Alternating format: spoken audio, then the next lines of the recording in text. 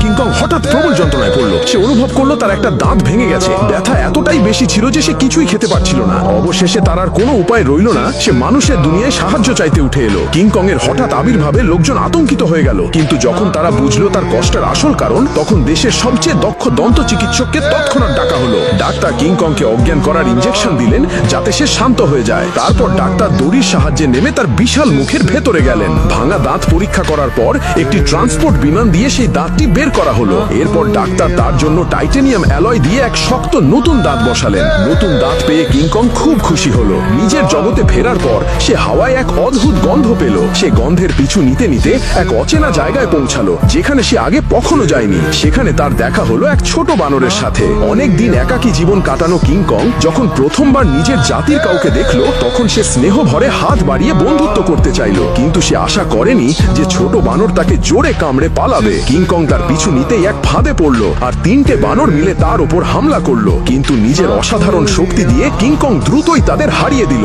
ছোট বানর ধরা পড়লো, আর তাকে এখন কিংকংকে নিজের আস্তানায় নিয়ে যেতে হলো। পথে তারা এক হ্রদের কাছে এলো। সেখানে ছোট বানর হ্রদের বিশাল জলজ জীবকে দিয়ে কিংকংকে ক্ষতি করার চেষ্টা করলো, কিন্তু কিংকং আগেই বিপদ টের পেয়েছিল। সে সহজেই সেই বিশাল সাপকে হারিয়ে দিল। এরপর সে ছোট বানরের সাথে নিজের খাবার ভাগ করে নিল। কিংকং এর দয়া দেখে ছোট বানর প্রভাবিত হলো এবং তাকে নিজের সম্প্রদায়ের গ্রামে নিয়ে গেল।